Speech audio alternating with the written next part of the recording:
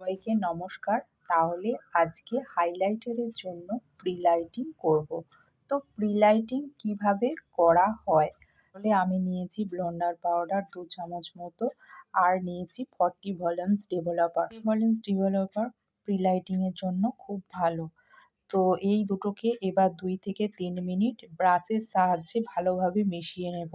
এবার চুলের যে লেয়ারে লাগাবো সেই লেয়ারে ফয়েল পেপারের মধ্যে ভালোভাবে ব্রাশ দিয়ে লাগাতে হবে। তারপর 30 থেকে 40 মিনিট রেখে দিতে হবে।